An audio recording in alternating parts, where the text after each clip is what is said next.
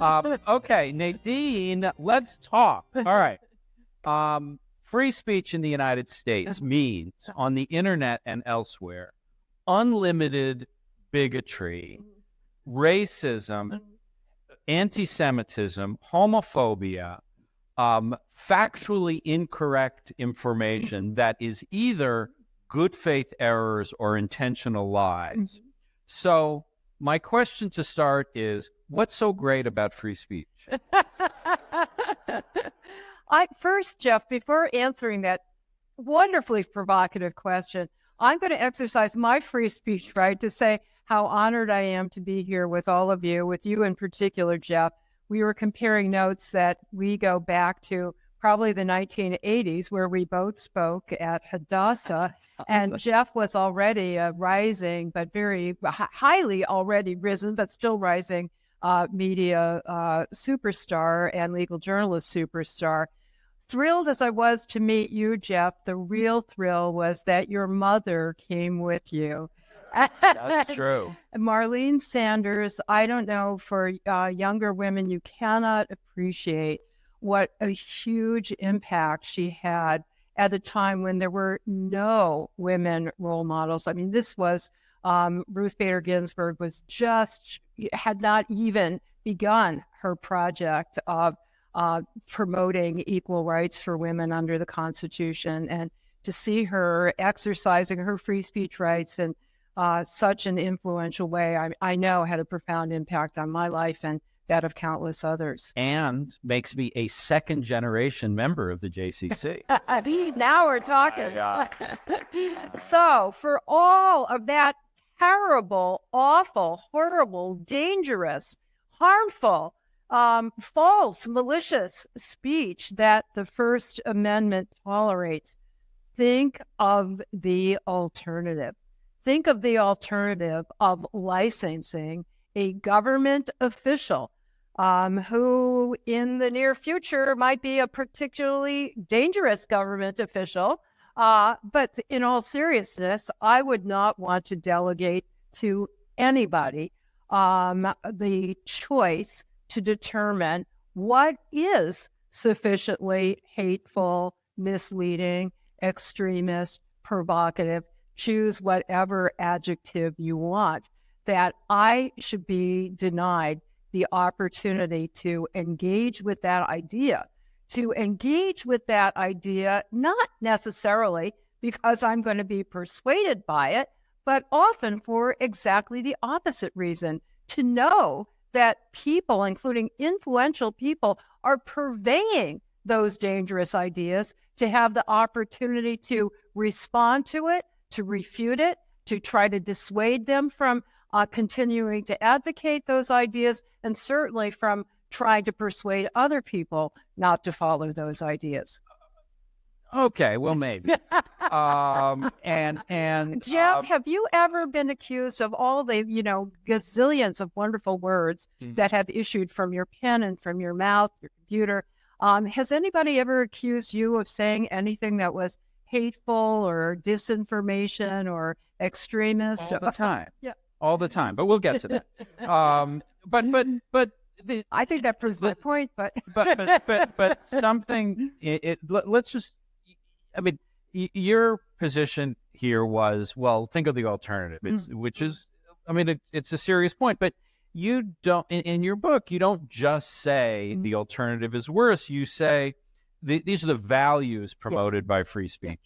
Its essential roles in promoting democratic self-governance, individual autonomy, tolerance, the peaceful resolution of conflicts, and all other human rights.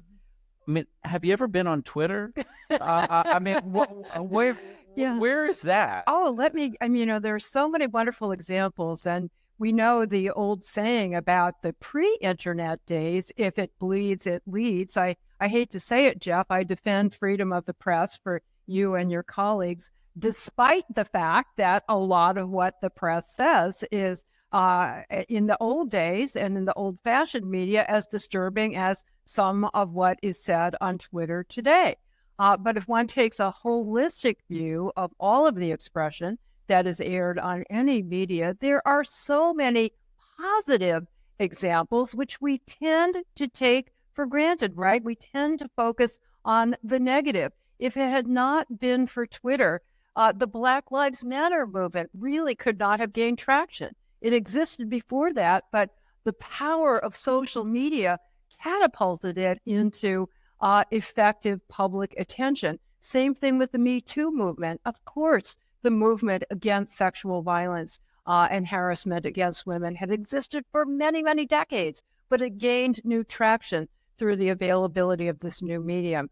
And let me give you one really pointed example that I talk about in my hate speech book, because of course, Twitter is used to disseminate hateful views, but it also has played really instrumental roles in converting actual leading hate mongers, leaders of hate monger organizations. And I think the most poignant case in point, and it's got relevance to the JCC, is an organization called the Westboro Baptist Church. Please forgive me, I'm going to cite its slogan, which is the name of its website, www.godhatesfags, all one word, .org. And this is a family, you may have heard of them because while we were engaged in Afghanistan and Iraq, they would regularly demonstrate outside the funerals of slain members of the military, protesting the military's. It was odd because it was at a time when the military was still discriminating on the basis of sexual orientation, but they thought that was too tolerant. And basically that God was punishing the United States because of its promotion of same-sex, equal marriage equality, reproductive freedom, women's rights, basically the whole ACLU human rights agenda. And so Megan and it was a family organization. Megan Phelps Roper was born into this church. She spent her early childhood days out there protesting with these hateful slogans at military funerals. And because she was young, the family recruited her to go onto Twitter to recruit other members to the Westboro Baptist Church. Well, guess what happened? Some people started asking her questions about which Bible verses in particular the church was interpreting as meaning God hates fags. And the key interlocutor, interestingly enough, was an Orthodox rabbi in Jerusalem who, and I know all of this because Megan wrote a whole book about it, in which he didn't lecture at her, certainly didn't castigate her, but he just engaged in a discussion, a Talmudic discussion, if you will, of these Bible verses and convinced her, or she convinced herself through that kind of dialogue, that the family had been completely wrong. And in what takes an enormous amount of courage, because her whole life, her professional life, her personal life was bound up in this church. In her mid-20s, she decided to leave. And she thought that she would have nothing but enemies in the larger world because of the hatred she had been purveying. She's devoted her career since then toward countering hatred by other individuals and other groups. And, there are many other examples like this, Jeff. So as with any medium, we can choose to use it for positive purposes as well as negative purposes.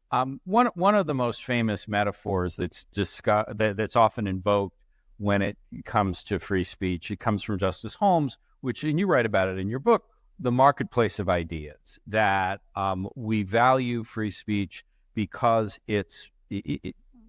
we want a marketplace of ideas where people can pick and choose and listen to varying viewpoints. What do you think of that metaphor?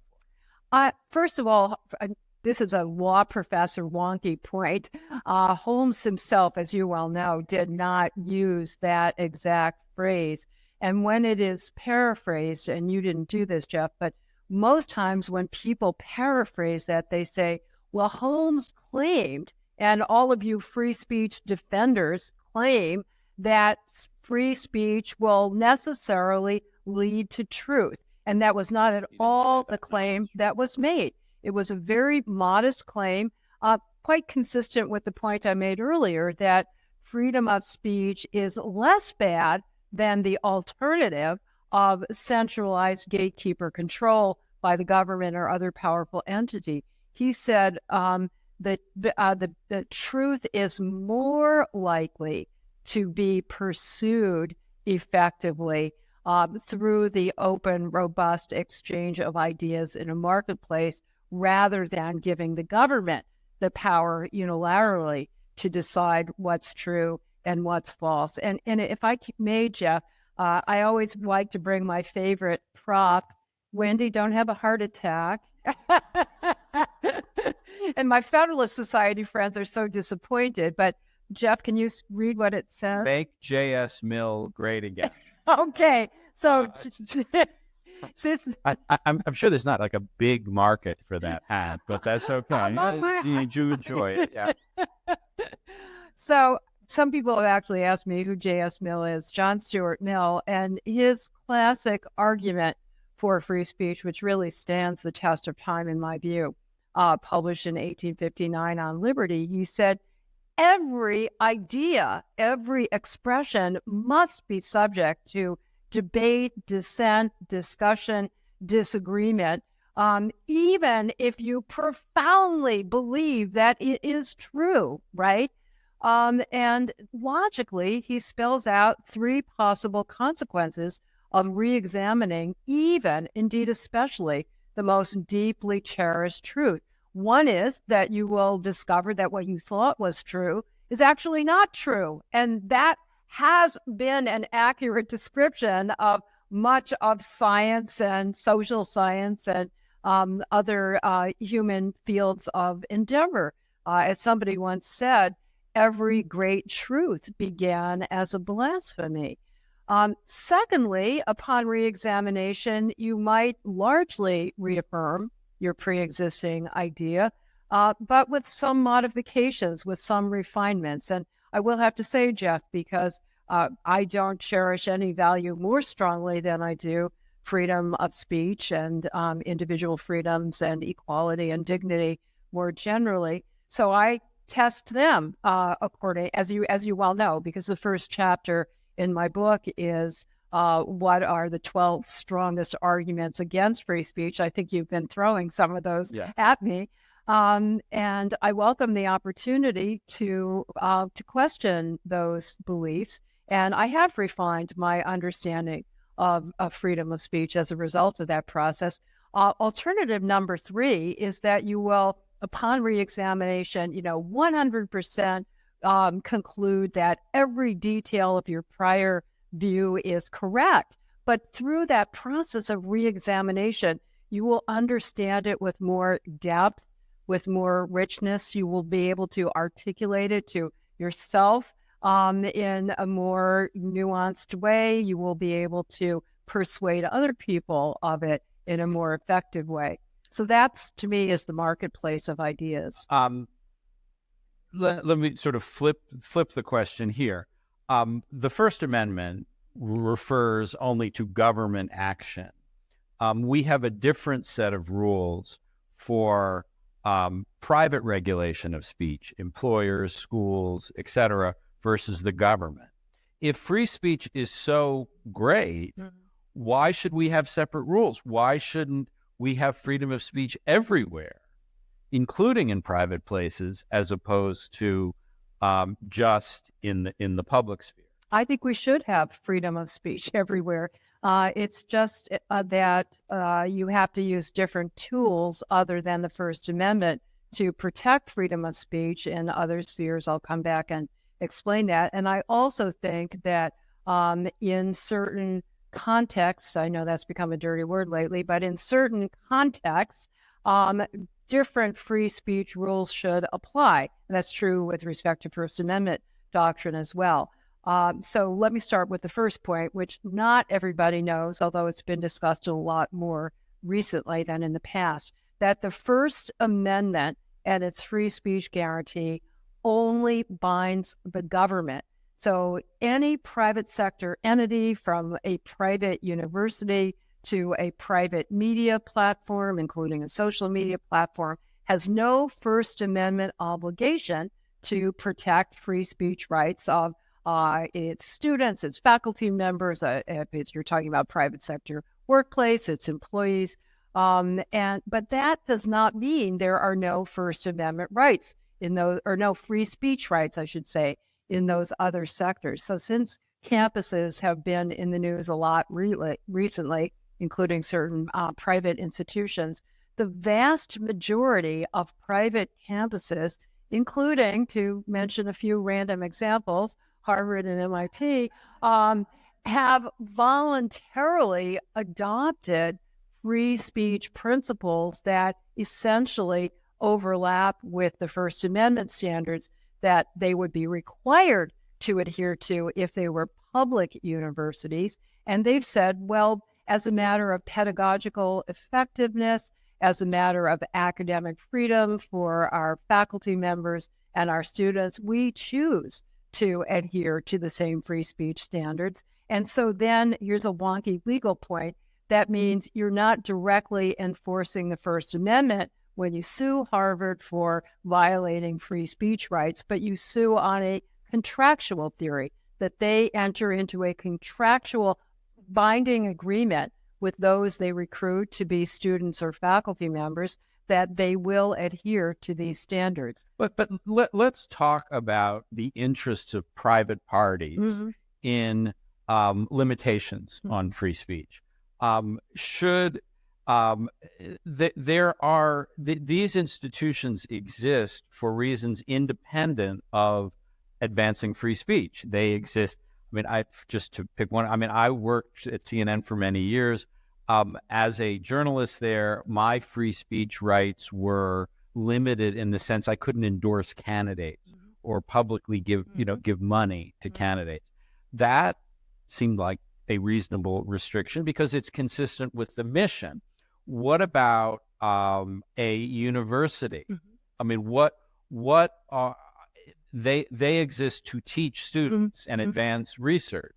Don't they have an I don't know if you would call it an obligation or an opportunity to limit speech if it interferes with their mission of educating students? Absolutely. So first of all, I should say that the First Amendment itself is not at all absolute, contrary to a lot of ignorant assertions that are made about it. The First Amendment itself recognizes sensible limits on speech, and one that is relevant in general, Jeff, to your question is, so let me start by saying the most important principle of the First Amendment, if I had to choose one out of all of them, is what is called viewpoint neutrality or content neutrality, that government may never restrict or punish an idea solely because of disagreement with, disapproval of its idea, its message, its viewpoint, but a content neutral time, place, and manner restriction would be appropriate. So even in a public park, which is quintessentially the area for an open exchange of ideas, right? That is the function of the park, as opposed to, let's say, a United States Postal Office, which is also a government facility. Even there, the government could enforce content neutral time, place, and manner regulations. No matter what your message is, you may not blare it out with amplification in the middle of the night, waking up people in the surrounding residential neighborhood.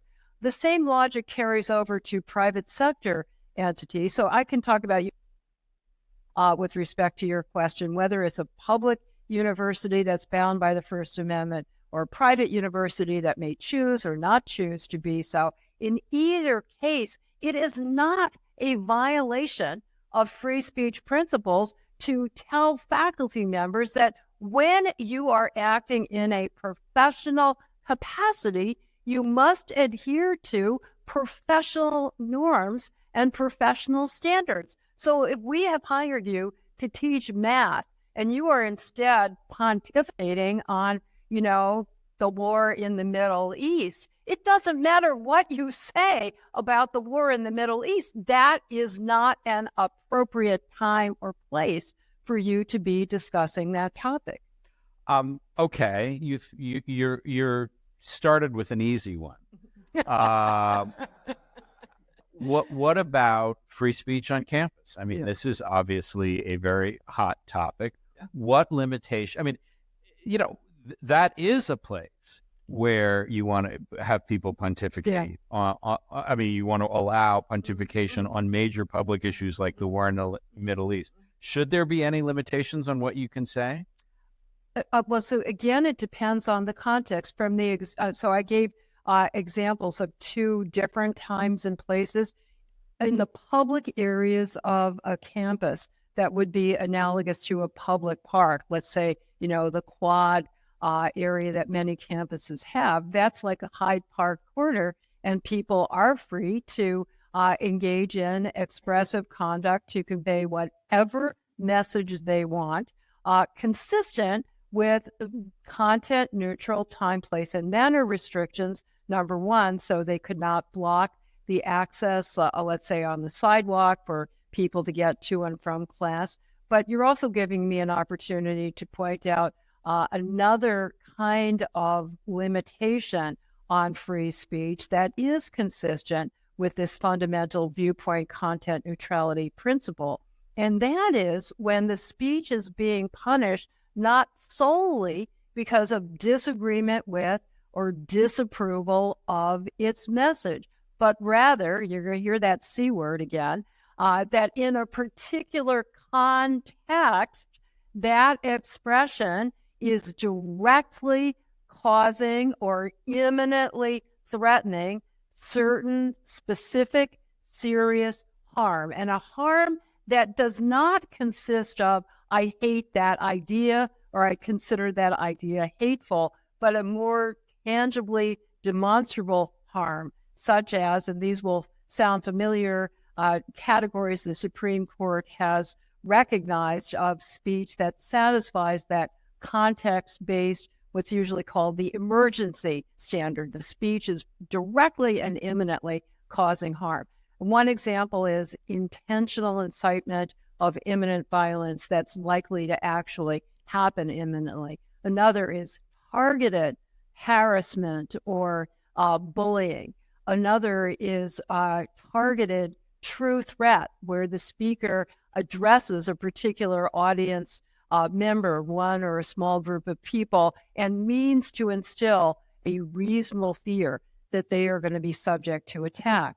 Now, unfortunately, we have seen many examples on many campuses where speech has crossed that line, at least from the available information and videotapes and so forth, but certainly that seemed to warrant serious investigation, that some of the expression on campus is not just conveying messages that many people find hateful or advocacy of violence, but are directly harming specific individuals or groups in the form of threats, harassment, and so forth. If I can give one example that quite soon after October 7th led to arrest and investigation and prosecution by federal and state prosecutors, it was a student at Cornell who went on social media accounts and deliberately, specifically targeted Jewish students on campus and the specific facility where they were gathering to eat their kosher meals. I don't want to leave the university example because there's still more to talk about there, but let's talk about hate speech. What's hate speech? Hate speech has no legal definition at all, precisely because the United States Supreme Court has never recognized a category of speech defined by its hateful content or message and said, therefore, it is not protected. In fact, to the contrary, consistent with this fundamental viewpoint content neutrality principle, the court has consistently, time after time, refused to punish speech solely because its message was hateful. In fact, it had a case not too long ago, as you know, Jeff, about this Westboro Baptist Church that I mentioned, and the Supreme Court, over only one dissent, as I recall, said that the messages were undeniably hateful, not only against members of the military and LGBTQ people, but also against Catholics and the Pope and basically anybody who was not a member of that church. And it acknowledged that that kind of hateful rhetoric could well have adverse impacts on members of the groups who were subject to that language. And I point this out because a lot of people who criticize the Supreme Court's speech protective doctrine say, oh, the court is so naive, it denies that speech can do harm. No, the court said, there can be adverse psychological and emotional impacts that can have physiological manifestations, but we protect freedom of speech, not despite its power to do harm, but precisely because of that. Speech is powerful, and that is a power that can do great good as well as great harm. But the court has also said, and legislatures have said, that when you commit a crime that is motivated by a hateful impulse, that it's illegal to kill someone under all circumstances, but you get an extra penalty under our law when you kill them because they're Black, because they're Jewish, because they're gay. Is that wrong too? This is a very interesting question that the ACLU debated for a very long time. So if you'll bear with me, I'll spell out the count arguments pro and con and tell you where I came down. But the term that's used for the very important phenomenon that Jeff talks about is usually hate crime as opposed to hate speech. I personally think the term bias crime is a more accurate description, but it is not criminalizing an idea or an expression, but as Jeff well said, taking an action that is independently punishable as a crime. I say independent of any idea or expression that may be associated with it, committing an assault against a person or vandalism against a building. As is often the case in our criminal law, the motive or the intent with which an action is carried out affects the degree of seriousness with which it's treated. So negligent homicide is treated as a less serious crime, subject to less severe punishment than intentional premeditated murder. And the argument here is that in a country where we have, for better or worse, Wendy, I hope I'm accurate about this, employment at will, right? So employers can usually refuse to hire you or who can fire you for any reason or no reason, unless it is a certain discriminatory reason that is outlawed under the civil rights statutes, and that is constitutional, so appropriately. So it seems to me, and this is the argument that the position that the ACLU ended up taking, and much more importantly, the United States Supreme Court ended up taking, that if you can take an action that is not independently illegal, refusing to hire somebody, and make it illegal because of a discriminatory intent, then even more strongly can you take an action that is already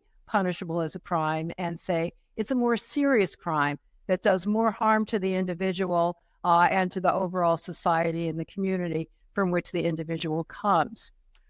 Let's go back to the university context, and that's why I raised the hate speech, hate crimes issue.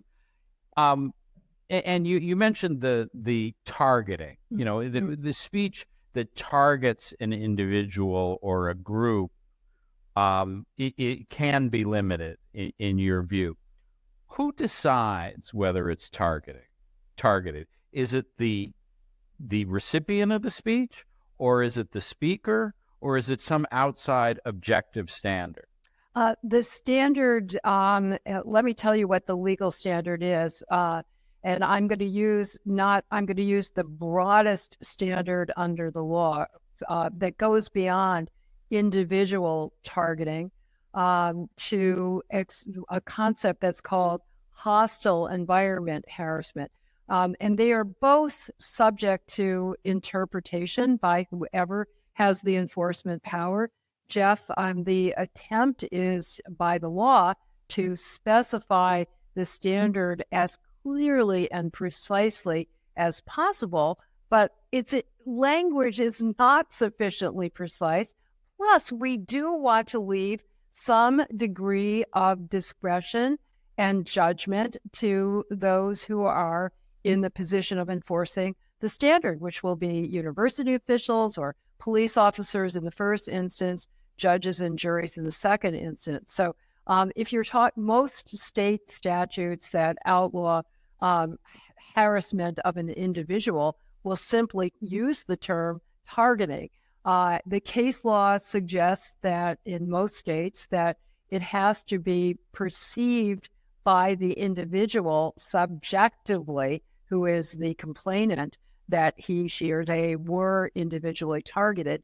But it usually also has to have an objective component, that a reasonable, and this is a phrase that's very common throughout the law, as you well know, that the proverbial reasonable person in that position would perceive that expression as not only targeted, but also offensive and so forth. But let me mention one other example, because it's very relevant on campus and has been the subject of many complaints brought by private litigants and on the basis of anti-Semitism on many campuses, and also by the Department of Education Office of Civil Rights. And that's this somewhat broader concept of hostile environment harassment.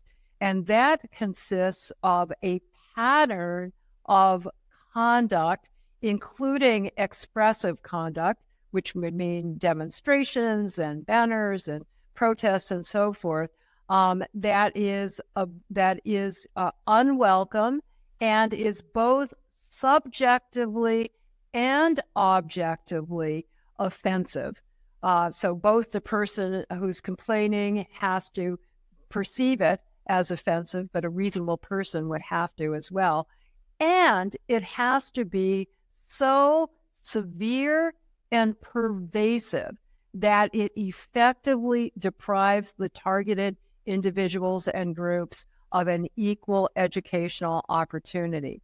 And the universities, including private universities that receive federal funding, which is virtually every educational institution in this country, has an obligation that comes with the, it's the condition of getting federal funds, is that you must comply with Title VI of the 1964 Civil Rights Act, and that means that you have an obligation to protect members of your campus community against hostile environment harassment. Okay, that's general. Here's specific. Yeah. From the river to the sea, Palestine will be free. Yeah. Free speech on campus, harassment. Now, I'm so tempted as a longtime law professor to say, what do you think? It's not my problem. But, in all seriousness, I would love to see how effective a communicator I've been. I think that a lot of what I've said already should prepare everybody here to have an excellent answer to that excellent question, which is, it depends on the context. Let me elaborate. I mean, if we are talking about students who are demonstrating in the quad, the counterpart of the public park, in a way that is not interfering with and the main business of the university, the educational purpose, they're not blocking somebody's access to campus, that would be protected. Now, I think your question is, does that create a hostile environment harassment situation? Correct. That is my question. Yeah, thank you. And I would say standing alone, probably not, but it really depends on the overall campus context, because so let me say that I've read a number of the complaints in these cases, and none of them rests solely on that kind of general expression of political viewpoints. And by the way, to answer another question, it doesn't matter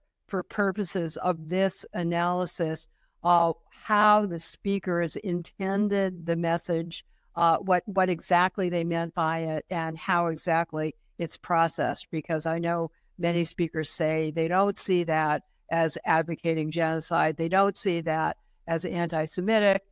Many recipients do see it that way. But even if it were express advocacy of genocide, even if it were express anti-Semitism, it would still be protected consistent with the viewpoint neutrality principle unless it satisfied this standard of being so severe and pervasive that it effectively deprives students of an equal educational opportunity.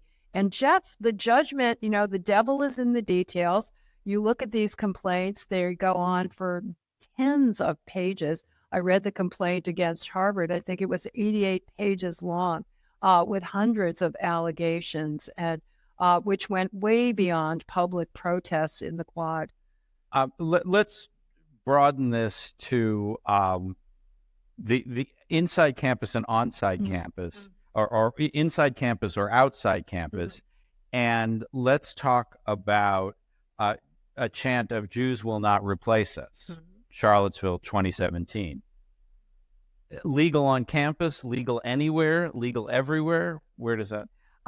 That's a wonderful example, because there were two situations in Charlottesville that illustrate the line between protected and unprotected speech, consistent with the general principles I've been laying out. Let me say the ACLU defended freedom of speech for the Unite the Right demonstrators. It was absolutely the correct position for us to take, and based on the record before the judge at the time, absolutely the right decision not to withdraw the parade permit from the Unite the Right demonstrators, because the chief of police and all of the law enforcement officials who testified at the hearing said, we've got the situation under control. We've been monitoring those who have been planning and preparing for this event. There's no indication at all that there's going to be any violence. Moreover, we have made excellent preparations in coordination with the FBI and state law enforcement. And if there is any violence, we will be able to prevent it and protect people against it. Well, it turned out that those were untrue representations. I'm not saying intentionally untrue, but the study that was done after the fact by the city council showed that, unfortunately, there really was a dearth of preparation, communication, and effective law enforcement. But at that same hearing, the reason that was given for withdrawing the permit was solely council members' understandable abhorrence of the message of the Unite the Right demonstrators. You now know enough about First Amendment principles to know that is not an adequate justification. So on the first night before the planned demonstration, as you will recall, there was a spontaneous demonstration by Unite the Right supporters, and they were chanting, "You will not replace us. Jews will not replace us." I quote that. I have quoted it probably thousands of times. Every time I do, I get chills down my body with horror. But the loathsomeness of the viewpoint and the message is not a justification for suppressing it. However, those marchers massed and proceeded toward a group of counter-demonstrators who were ringing the statue of Thomas Jefferson on campus, and at menacingly close distance approached the counter-demonstrators, not only uttering those odious phrases, but brandishing lighted tiki torches in their faces. That was clearly an unprotected true threat harassment, and it was a serious failure of law enforcement not to make arrests at that point. And Jeff, I have to say, as I always do at this point, law enforcement they're in the position of making these judgments. They're often criticized for doing too much,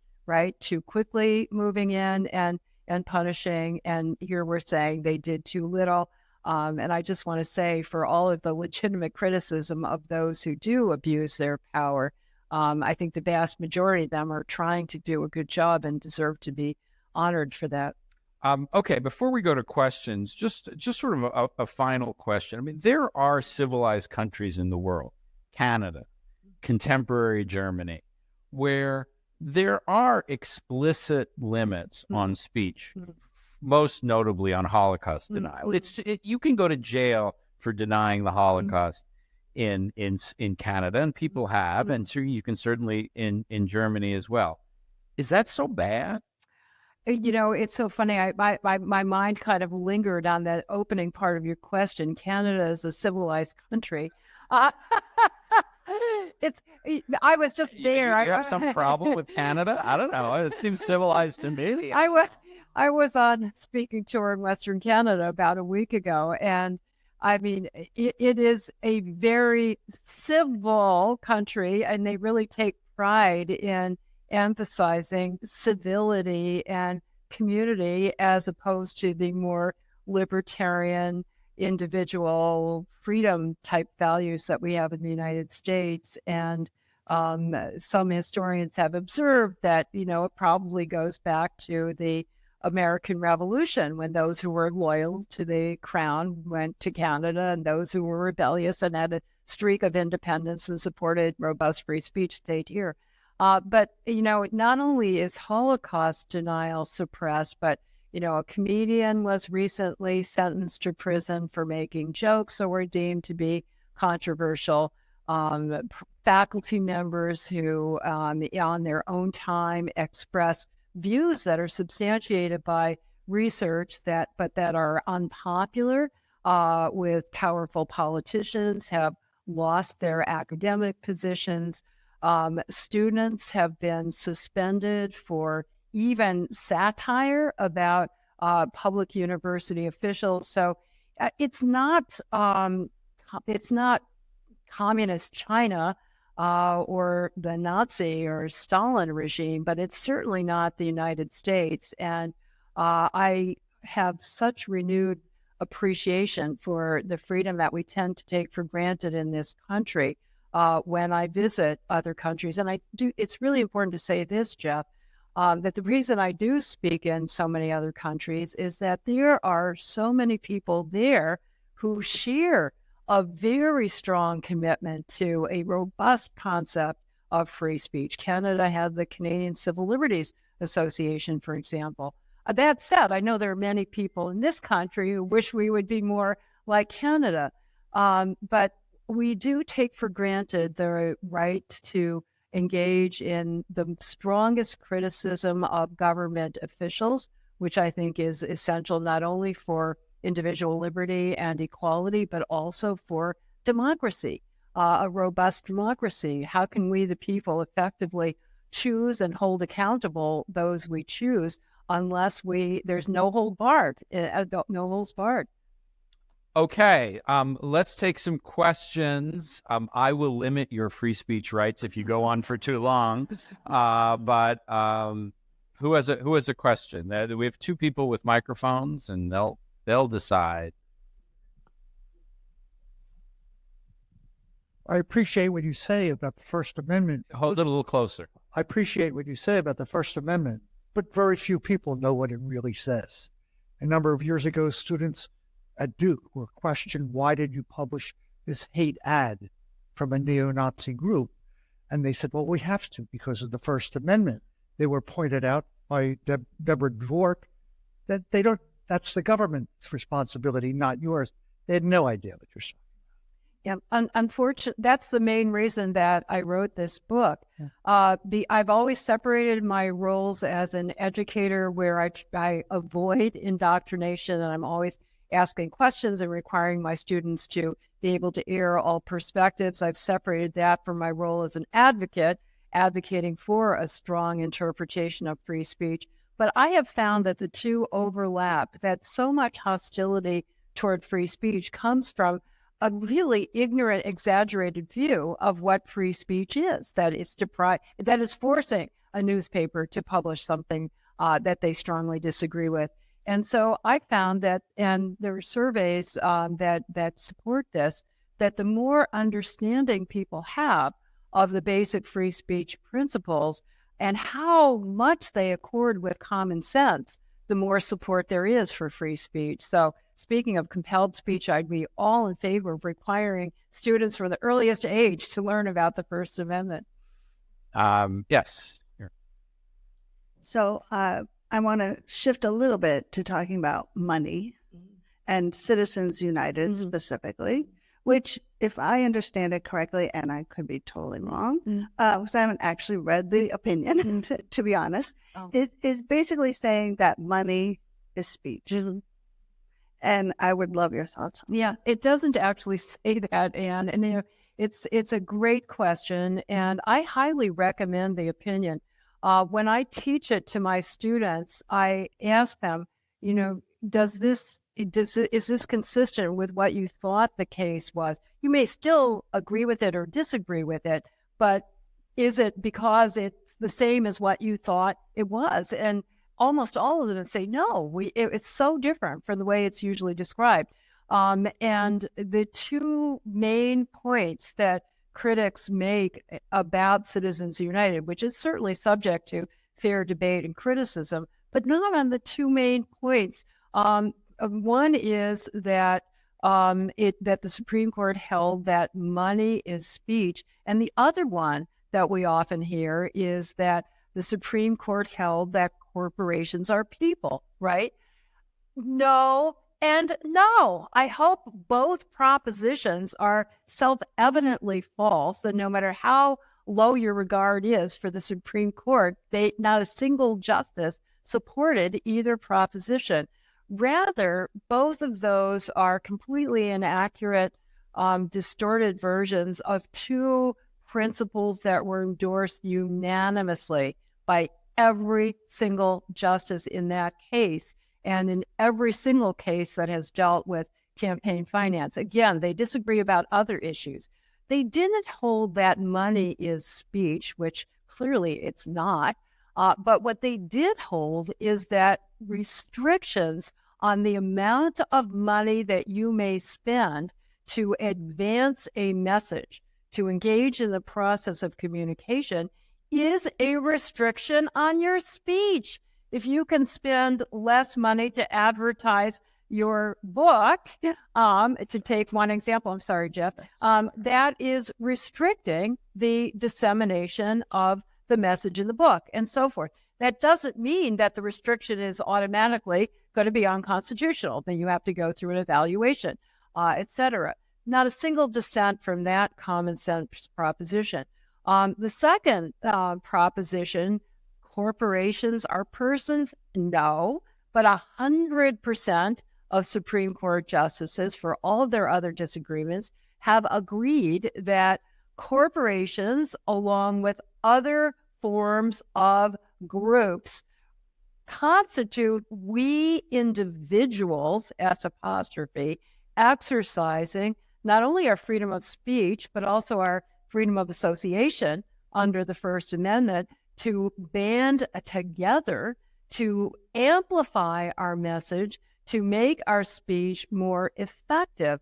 And the very first case in which the Supreme Court upheld that core principle in 1958 was a case involving a corporation. This is so appropriate for Black History Month, the NAACP, along with the ACLU and many other public interest organizations organized as a corporation.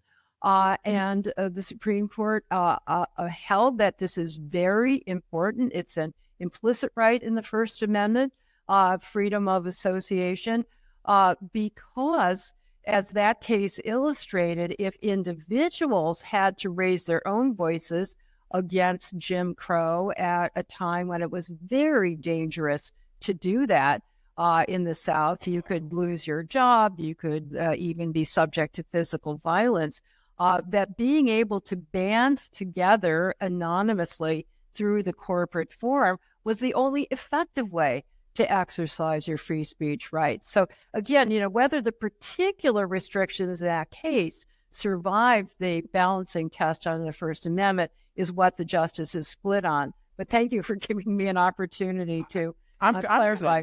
To disagree a little on this. They didn't say money is speech, but they came awfully close. And you know what the effect of Citizens United was, and I agree with all of what you said about the corporate stuff. I think, you know, I worked at CNN for many years. CNN is always claiming First Amendment rights to see things, and CNN is not a person. Corporations do have First Amendment rights, and that's a good thing. And also NAACP and any other civil rights group should have First Amendment rights. However, what they said was that you, Mr. Koch brother, can spend as much money as you want in an election where you're limited to spending giving a candidate $3,000 or whatever the current number is. That you have a First Amendment, that the First Amendment gives you an unlimited right to spend as much money as you want on behalf of an issue or a candidate. And I think that is very close to saying money is speech. And I think that's what's really pernicious about it. I disagree with that analysis, Jeff. But I really appreciate the pushback. That's the point that I meant when I said there was a debate. So to say that's a restriction on spending money, including that particular restriction, triggers First Amendment scrutiny. That's what I was endorsing, that holding. But as I've stressed throughout this wonderful opportunity, to say that there is a government measure restricts free speech doesn't mean that is automatically unconstitutional. It is subject to a certain degree of scrutiny. And if the government can show that the restriction is important and narrowly tailored, these are wonky lawyer terms, to promote a countervailing goal of great importance, then the restriction is justified. So then the debate shifted to whether this particular restriction is justified, and four justices in dissent made a powerful case that it is, and 5 in the majority, I thought, made a credible case that it's not, for this reason, that no matter how well intended the restrictions may be, they may, and the countervailing interest, by the way, let me just put that on the table, which I completely endorse, and as does the ACLU, is equalizing the opportunity for meaningful participation in the political process. But many political analysts believe that no matter how well intended these restrictions are, they're actually counterproductive because they end up so disproportionately benefiting incumbents that it's the non-incumbents and the upstarts and the dissidents and the third-party candidates who are hampered. But these are empirical questions. It's just to say that the proposition that this should be subject to a First Amendment analysis is the one that I'm defending. Let's get some more questions. That the behavior of ex-President Trump when he was still president on January 6th, did he have the right of free speech to say what he was saying and what he was doing? And does that conflict at all with the possible charges of sedition against? You're talking about the speech at the Ellipse. Correct. Right. Okay. Yeah. So this is a classic example of one of the questions Jeff asked earlier about how do you implement the standards and who decides in a particular case whether they are satisfied. So the specific question is whether Trump's incendiary, provocative speech on January 6th constituted intentional incitement of imminent violence that was likely to happen imminently. That's the appropriate standard. To the best of my knowledge, there have been 3 court rulings on this so far. I don't know if you've been following this, Jeff. I have. Okay. Yeah. Go ahead. And my understanding is that the courts have split. They look not only at what Trump said, but they look at it in the overall context, right? Where it was the atmosphere at the time, what had he said leading up to this event, what happened afterwards. There has been one final ruling in a prior very analogous case that arose out of Trump's 2016 presidential campaign rallies. At one of these rallies, he said to his supporters, with respect to a counter demonstrator, get him out of here. And the counter demonstrator brought a complaint, and I think there was also a criminal charge that was brought by a local official, claiming that when the Trump supporters assaulted in the process of removing the counter demonstrators, that Trump should be held liable for having intentionally incited that conduct. And interestingly enough, it was a decision by a judge, and he recited all of the factors that would weigh in favor of that conclusion, including some very incendiary language that Trump used. But then he said at the end, Trump said, but don't hurt him. And the judge thought that was enough to give him First Amendment cover. And you may remember there was analogous language on January 6th where he says something like, go in peace. So I think he may well, either by accident or through good legal counsel, be going as close to the edge as he can. Well, there is a criminal case based on January 6th, but it is not based on the speech at the ellipse. That is something that Jack Smith, the prosecutor, very intentionally decided not to bring. There is not a sedition case. There is not any sort of case in which that statement is alleged as criminal. The criminal conspiracy alleged in the January 6th case is the presentation of the false elector slates in the states that Trump lost, and the intentional, the effort to overturn the election based on the use of false electors. So, I mean, that obviously that is a question that a lot of people have considered, whether the speech itself on January 6th was a crime. Jack Smith chose not to charge it. This will be resolved. I mean, this case will be resolved at the pace we're going during the Malia Obama administration. Stay tuned. Some of the civil cases have presented it, though, Jeff. Well, but not the other speeches, not the January 6th. Yeah, I believe so, including at least the lawsuit that's been brought by a number of Democratic members. Oh, that's the Swalwell case. Yeah, that's in process. I want to thank you both for a really wonderful presentation.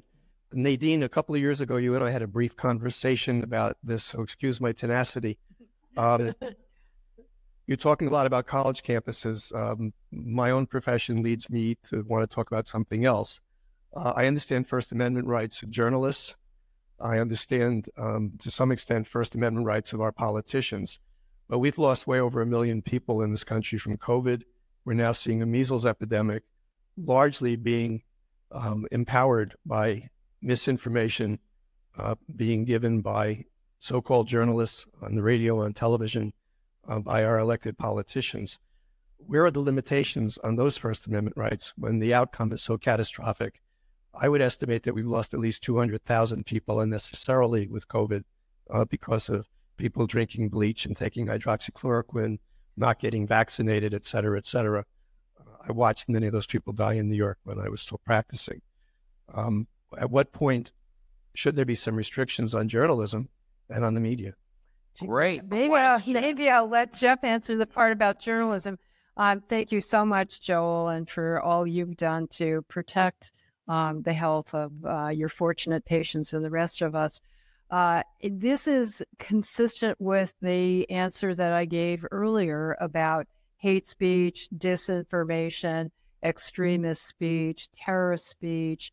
I put those terms in quotation marks to underscore the inherent subjectivity. And Joel, you know as well as anyone that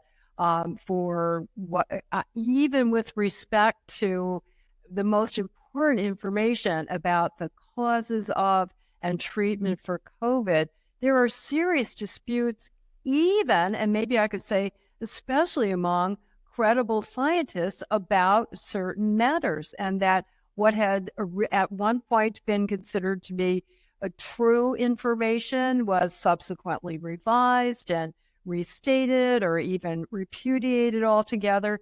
So to me, information and discussion and exploration of matters that are so important as public health and any scientific or medical matter as a matter of the scientific method, as well as freedom of speech, has to be subject to testing and debate and dispute within the reasonable limits that the First Amendment imposes. And that is consistent with the, as I referred to it earlier, the emergency principle. And let me take this opportunity to say here at the JCC that the emergency principle was first articulated by Louis Brandeis, the first Jewish justice on the Supreme Court, in a 1927 opinion that was then speaking only for himself and Oliver Wendell Holmes, but in 1969 was adopted unanimously by the court.